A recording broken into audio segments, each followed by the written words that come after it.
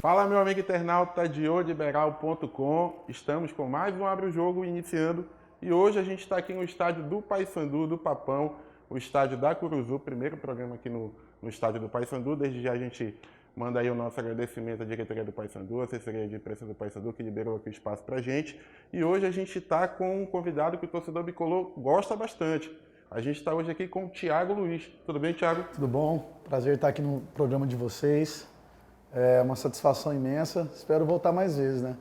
E fazendo o Abre o Jogo, sempre comigo aqui, Carlos Felipe. Felipe, hoje um dos convidados que talvez tenha mais histórias aí para contar, desde cedo já muito badalado e está aqui hoje para conversar com a gente. É verdade. Um abraço, amigo internauta do Abre o Jogo. Inclusive, já aproveitando, deixa o seu like, já compartilha, se inscreve no canal. Já vou mandar a primeira logo. Como foi teu início, né? Tu saíste de casa muito cedo e tu tem uma particularidade em relação a jogadores de modo geral, né? Que não tem aquela questão da família muito carente e tudo mais. Tua família tem uma estrutura boa e mesmo assim apostou em ti como para virar um jogador de futebol e passar por todo esse processo, né, de formação de um atleta, né?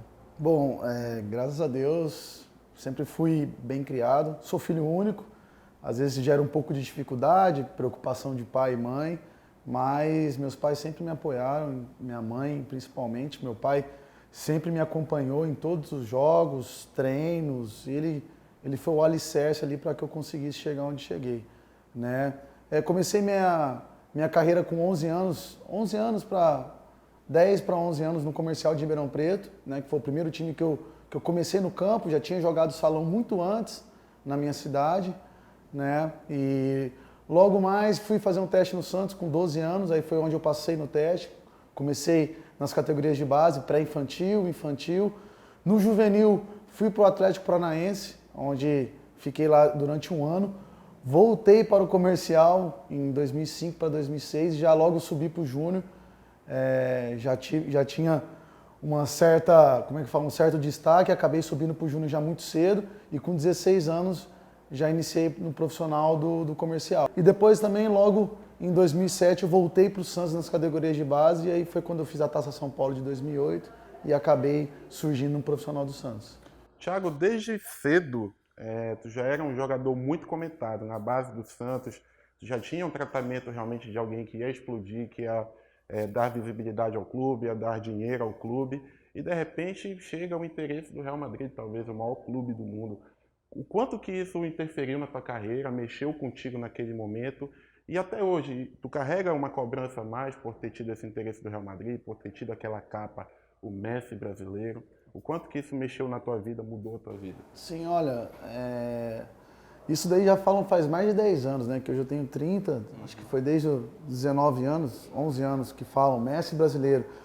Eu sempre falo pro pessoal, quem colocou esse rótulo foi a própria imprensa, por ter visto totalmente o meu talento, né?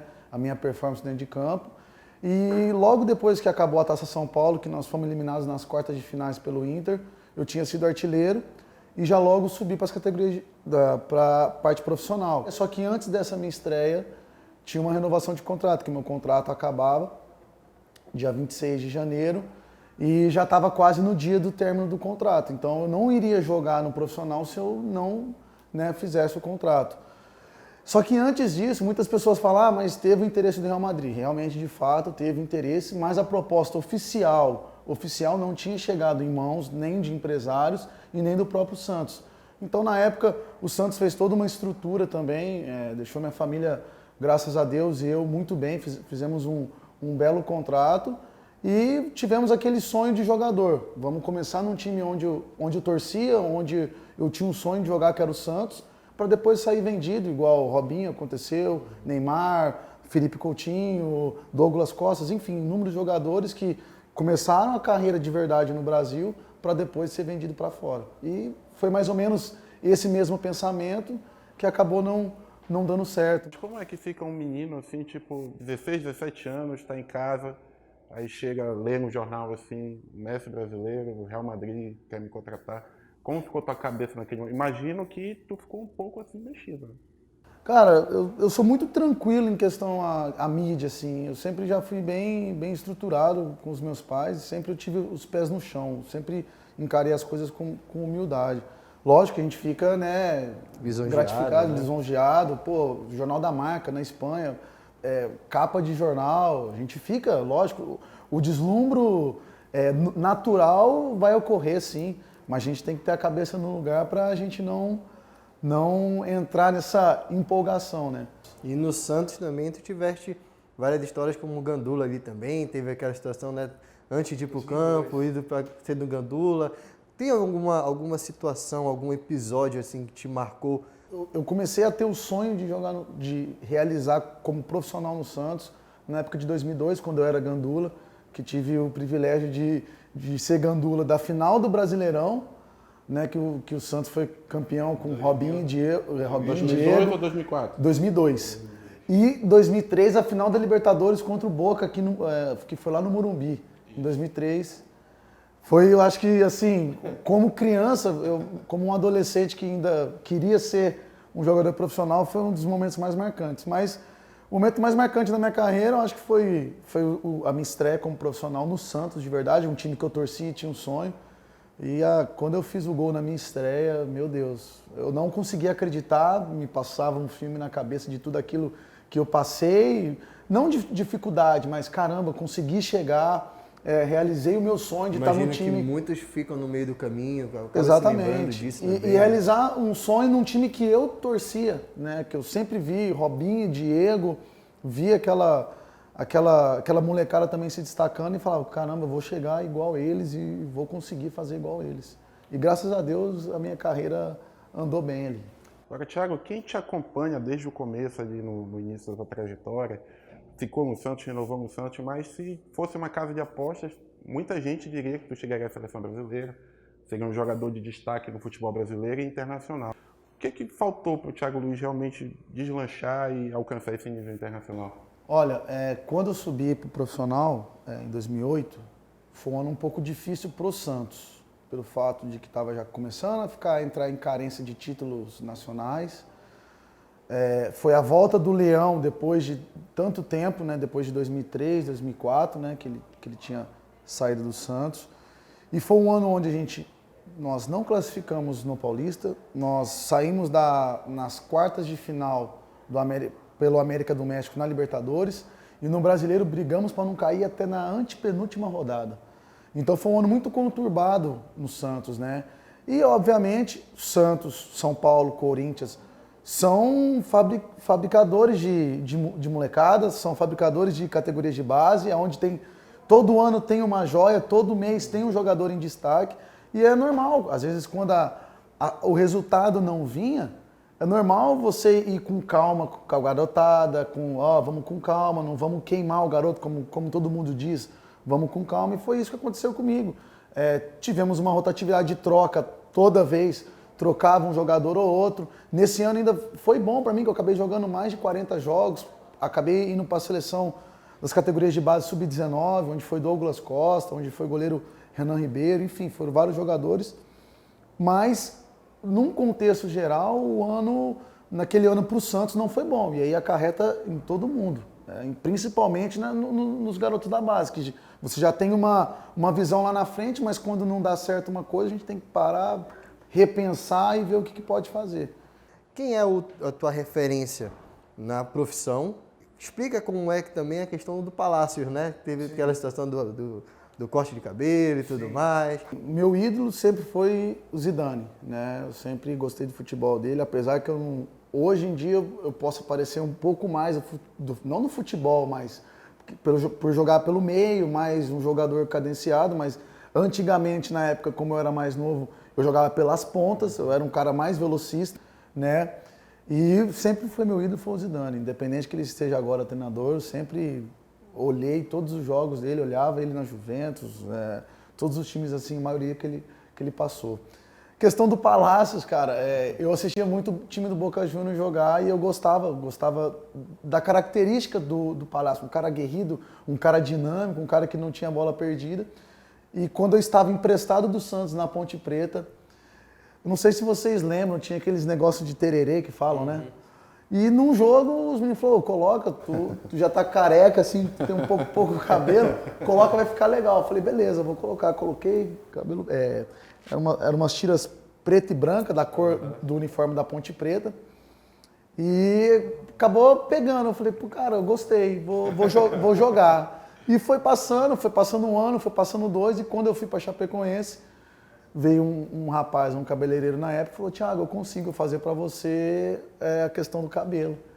E aí foi onde ele já fez as tiras corretas, foi lá, colocou, falei, pô, ficou show de bola. E desde então começou as coisas a dar certo, porque em 2011 subimos para a Série A com a Ponte Preta, em 2013 eu subi com a Chapecoense também para a Série A, e acabei virando uma marca, cara, virando uma marca. Thiago, depois de tanto rodar, como tu acabaste de falar, a Ponte Preta, a Chape, clubes basicamente do eixo ali, do Sul, Sudeste, de repente pinta um convite do Paysandu, um clube do Norte, que está disputando o Campeonato Brasileiro da Série B. Como tu imaginava o Paysandu quando tu recebeste o convite e como tu encontraste o Paysandu quando tu chegou aqui? Qual foi a impressão que tu tiveste? Olha, mais ou menos assim, né? 2015 tinha acabado o contrato com a Chapecoense e 2016 logo, no começo do ano, já fui para o América, que estava disputando a Série A. Fomos campeões, depois de 15 anos com o América Mineiro, fomos campeões estaduais em cima do Atlético Mineiro e já automaticamente já começou o Campeonato Brasileiro da Série A. E normalmente o time que sobe sempre tem aquela dificuldade para se manter o primeiro ano e tudo mais. E com os resultados ruins, é normalidade ter trocas de contratações de jogadores, de dispensa de jogadores.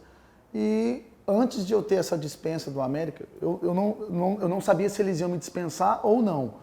Mas antes disso, Gilmar Dalpozo, que já trabalhou na Chapecoense comigo em 2013, me fez um convite. Ó, eu tenho um desafio para você.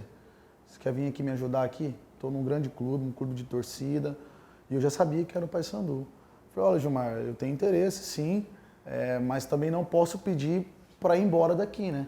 Eu tenho que esperar para resolver uma situação e a gente vai conversando. Isso passou uma semana. Eles próprios ligaram, do Paysandu, ligaram pro América, perguntando, se vocês vão utilizar o Thiago mesmo, vocês vão... a gente, no momento, estamos fazendo várias trocas e o Thiago a gente não...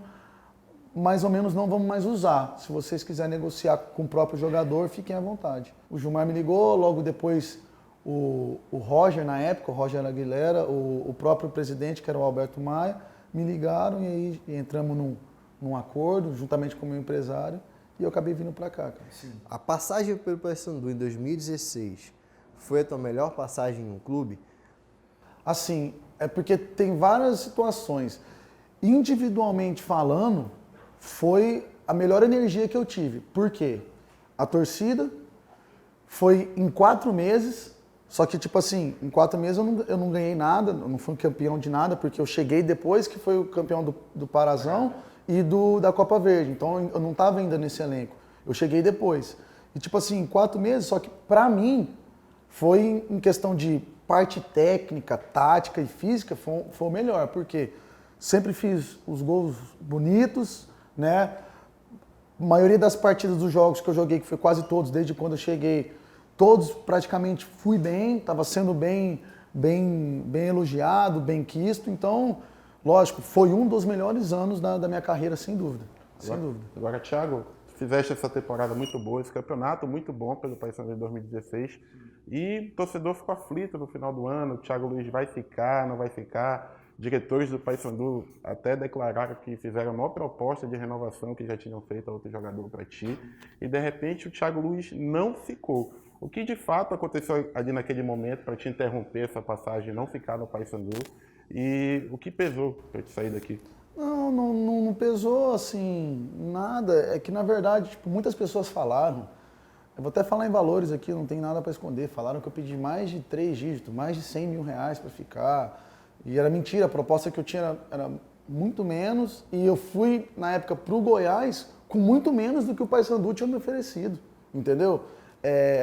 A questão era, eu falei, eu prefiro sair pela porta da frente e deixar um legado aqui, quando, né, deixar as coisas, a poeira abaixar, eu volto novamente, né? Esse foi a minha leitura que eu tive. E também o Goiás veio com uma proposta também boa, um projeto bom, que eu falei, pô, eu vou aceitar, entendeu? Não foi nada de dinheiro, não foi nada de... Foi na época de momento e de projeto. Hoje tem muito essa coisa de preconceito. Preconceito contra um clube do Norte, preconceito contra um jogador do Norte, enfim. Tu és um cara que fez a tua carreira basicamente no futebol do Sul, do Sudeste. Quando o Paysandu vai jogar contra esses clubes, contra clubes do Sul, contra clubes do Sudeste, agora vestindo a camisa do Paysandu, tu sente realmente esse desdém pelo fato do Paysandu ser um clube do Norte? Existe esse preconceito com o clube? De forma alguma, eu vejo pelo contrário. Você pode ver, pode pegar aqui, vamos ao nosso exemplo agora aqui. Olha quem já renovou. Colasso, que praticamente nunca jogou aqui nessa área, eu acho que ele só jogou no Náutico. O próprio Mikael, que também é do Sul, que já rodou ali mais também para o Sul.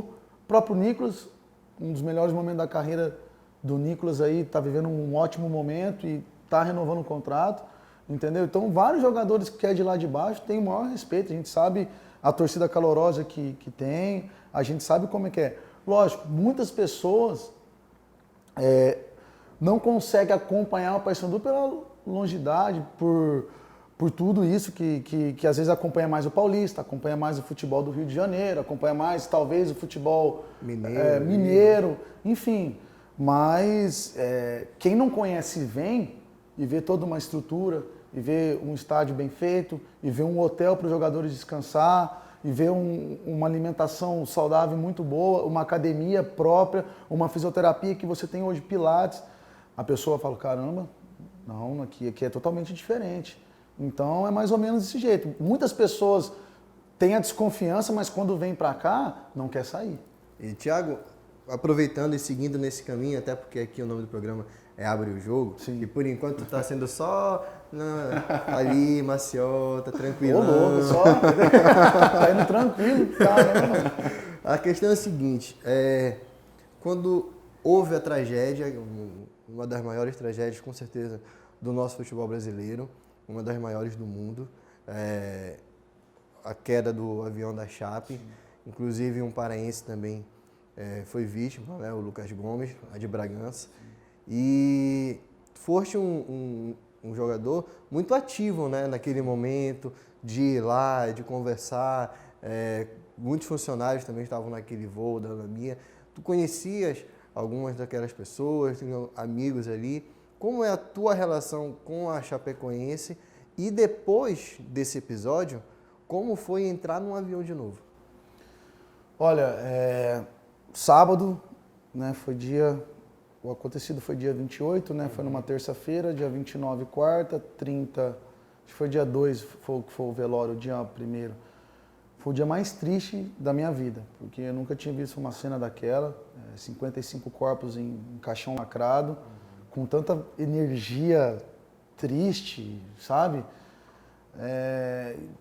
Tantas famílias. E eu tava aqui, eu tinha acabado de passar por um momento particularmente muito bom aqui. E ter recebido a notícia às 5 horas da manhã, acho que para mim caiu o mundo, muita tristeza, porque eu conhecia todos. Eu acho que eu só não conhecia o Canela e o próprio menino que tinha jogado aqui, o volante, Sérgio Manuel. Eram as duas pessoas que eu não tinha contato, assim, mas todos os jogadores, a maioria das pessoas que eram patrocinadores, que eram conselheiros, que eram diretores, presidentes, eu conhecia todo mundo. Inclusive, a gente já estava tudo certo, tudo já acertado, né, tudo pago. A gente ia viajar para fora do Brasil em 10 casais, que infelizmente 5 veio a falecer, né? Caramba. E foi muito difícil, cara. Foi uma situação muito desagradável, muito triste para mim, porque eu estava muito longe, estava em Belém, mas acompanhando tudo pela TV e já logo tinha comprado já a passagem para minha cidade, já tive que mudar totalmente, já tive que trocar o voo e ir direto para Chapecó, nem fui para casa antes. Então foi um dia, nossa, foi assim, complicado, difícil demais. Acho que foi o pior dia da minha vida, cara. O pior dia da minha vida, sem dúvida nenhuma. E quando tu foi entrar no avião, passou alguma coisa pela tua cabeça? Cara, passa, mas a gente pensa, não foi com nós, né? Então, acho que o psicológico é outro quando não acontece com a pessoa, né? Inclusive, cara, vou até contar uma história. Passou-se um ano, né? Eu fui no casamento do Alan Ruschel. Eu já tinha visto o Alan Ruschel já tinha conversado com ele. Porém, o único que eu não tinha visto ainda era o Fuma e o Neto. E porque o Neto ficou muito tempo no hospital, ele voltou já em janeiro, quando a gente já estava apresentando já nos times. E eu encontrei com ele em 2017 para 18, que foi no final do ano, que foi no casamento do Alan. Cara, eu falei, cara, eu não sei nem como falar com o Neto, porque foi o último sobrevivente, foi o que lutou. Cara, ele veio, me abraçou, pô, e aí, tá tudo bem? Pô, como é que você tá? Cara, tá tudo ótimo. Pô, você viu esse negócio do avião? Tipo, com uma naturalidade, assim, feliz. Como se não tivesse acontecido com ele. Ah, eu caí, machuquei o joelho, mas eu já tô de volta, eu tô tranquilo. Cara, numa naturalidade, eu falei assim, meu Deus, ele quebrou minhas pernas, porque eu não tinha um jeito de chegar, pô, Neto, e aí, tá tudo bem? Não, ele, com a maior naturalidade do mundo, com a maior felicidade, e a gente conversou ali por muito tempo. Então, assim, eu particularmente pelo fato do voo, não senti tanto quando entrei no avião, pelo fato que a gente não acontece com nós, né? Não acontece. Thiago, Graças a Deus. Voltando a falar de futebol, tu é um cara que andou bastante, teve momentos ótimos, teve momentos ruins também. Então eu queria que tu destacasse qual foi o teu melhor momento e qual foi o teu pior momento no futebol. Melhor momento foi no meu início no Santos. Os primeiros 2 meses no Santos. Em 2013, eu tive momentos ruins. Quando eu fui para Portugal, também joguei poucos jogos, fiz poucos gols. Em 2010 também, quando eu voltei naquele time de Neymar e Ganso também, não consegui também jogar. Joguei poucos jogos, que eu acabei sendo reserva no Brasileirão. 2011 fui emprestado para Ponte Preta, subimos para a Série A, mas porém também não fiz muitos gols, não me destaquei o bastante. 2012 também, estava no Bragantino, também não me destaquei. 2013 foi um dos meus melhores momentos também, que foi na Chapecoense, foi o acesso à Série A, me destacando também, fazendo gols, dando bastante assistência ao nosso querido Bruno Rangel, que foi o maior artilheiro da Série B hoje. 2014, no Brasileirão, a permanência da Série A, foi o primeiro ano da Série A, foi o primeiro ano da Chapecoense na Série A, a permanência, né, em 2014 para 2015. Em 2016, sem dúvida, no Paysandu, né, 2017, logo em seguida, pelo Goiás também, o primeiro semestre, mais ou menos isso. E o pior ano da minha carreira, eu acho que sem dúvida é esse ano. Se você pegar de números e o que eu já fiz e o que eu fiz esse ano é muito abaixo. Essa era a próxima pergunta, sobre esse ano. Por quê? Quem olha de fora, enxerga o atleta ali dentro do campo e tudo mais, enxerga um atleta quase como uma máquina, né? Quase como um robô. Não tem sentimento, não tem vida, não tem família, não tem problema na casa, não tem nada. Né? Só tem que chegar e jogar bola. Exatamente. O que aconteceu esse ano contigo? Teve alguma coisa, de repente, até fora de campo, que possa ter te interferido, né, na questão de rendimento? Eu queria, esse momento, realmente, usando o nome do programa de Abre o Jogo, de abrir o jogo realmente explicar o que aconteceu com o Thiago Luiz nesse ano de 2019. Eu já entrei frustrado no ano porque tive poucas propostas. Não tive propostas muito concretas para muitos lugares. Não, ao contrário, tive poucas. E acabei escolhendo São Bento no começo de ano pelo fato de ser perto da minha casa, disputar um Paulistão, também uma Série B. E falei, pô, faço um bom Paulistão aqui e daqui a pouco já volta de novo à normalidade, aparecer coisas de Série A, coisas melhores, né? Infelizmente, nós já começamos o ano mal. Caímos para a segunda divisão. De 12 jogos, eu joguei 6 jogos, dei apenas uma assistência no campeonato.